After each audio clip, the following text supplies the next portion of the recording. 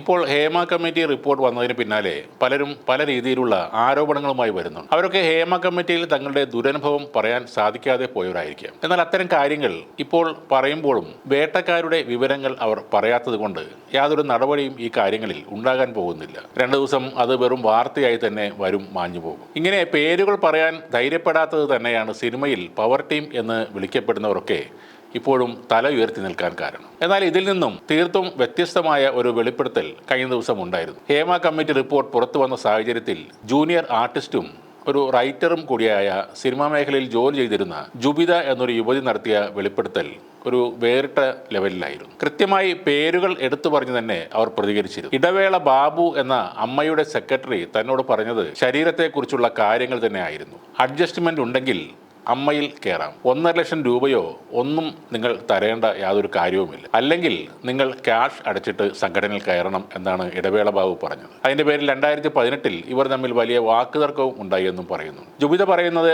മാമുക്കോയെ പറഞ്ഞതും ഒരു മകളോട് പറയാൻ പറ്റിയ കാര്യമല്ല എന്നാണ്. ആക്ടർ സുധീഷ് പലപ്പോഴും തന്നെ വിളിക്കുകയും അദ്ദേഹത്തിന്റെ കൂടെ കാറിൽ യാത്ര ചെയ്യാൻ ആവശ്യപ്പെടുകയും ചെയ്തു എന്നും ജുബിത പറയുന്നുണ്ട്. മിമിക്രി താരവും നടനുമായ സാജു കൊടിയനുമായി ഒന്നിച്ച് അഭിനയിക്കുന്ന വേളയിൽ അയാളും ഇത്തരത്തിൽ മോശമായി സമീപിച്ചിട്ടുണ്ടെന്നും ഇവർ പറയുന്നു. ഇടവേള ബാബുവിന്റെ പേര് പലതവണ ജുബിത എടുത്തു പറഞ്ഞ് ഉറപ്പിച്ചിട്ടുണ്ട്. ഇത്തരം ജൂനിയർ ആർട്ടിസ്റ്റുകൾ പലപ്പോഴും ചൂഷണത്തിന് ഇരയാവുന്നുണ്ട്. അത് പലപ്പോഴും വലിയ വാർത്ത ആകാറുമില്ല. വേണ്ടത്ര മാധ്യമ ശ്രദ്ധ കിട്ടാറില്ല. ന്യൂസ് വാല്യൂ താരതമ്യേന കുറവായതുകൊണ്ട് ആരും അതൊന്നും ശ്രദ്ധിക്കാറുമില്ല. ജുബിത വെറുതെ 4-5 പേർക്കെതിരെ ഒരു ആരോപണം ഉന്നയിക്കുകയല്ല ചെയ്തത്. സംവിധായകൻ ഹരികുമാർ പറഞ്ഞത് നായിക ആയിട്ട് തുടരണമെങ്കിൽ ഹോട്ടൽ മുറിയിലേക്ക് വരണമെന്നാണ്. ആ പ്രശ്നം അറിയുന്ന പ്രൊഡക്ഷൻ കൺട്രോളർ ഇന്നും ഉണ്ടെന്നും അവർ പറയുന്നു. അമ്മയുടെ ഇന്നലെ നടന്ന പ്രസ് മീറ്റിൽ ജുബിത പറഞ്ഞ ഈ കാര്യം ഒരു മാധ്യമ പ്രവർത്തക സിദ്ദിഖിനോട് ചോദിക്കുകയും ചെയ്തു. ഇടവേള ബാബുവിനെതിരെ നടപടി എടുക്കുമോ എന്നും അവർ ചോദിച്ചു. വാസ്തവത്തിൽ ആ ചോദ്യം കേട്ട് അമ്മയുടെ ജനറൽ സെക്രട്ടറി സിദ്ദിഖ് ശരിക്കും ഞെട്ടിയിരുന്നു. അദ്ദേഹം അതിന് മറുപടിയായി പറഞ്ഞത്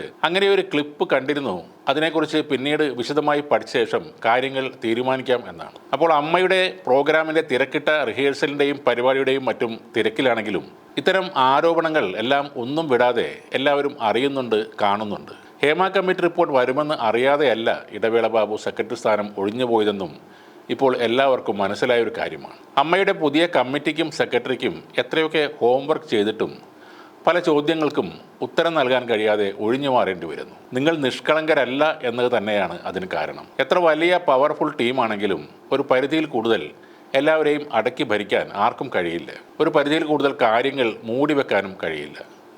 സത്യം എന്നായാലും എത്ര വൈകിയായാലും പുറത്ത് വരിക തന്നെ ചെയ്യും. അതോടെ പലരും അകത്തു പോവുകയും ചെയ്യും.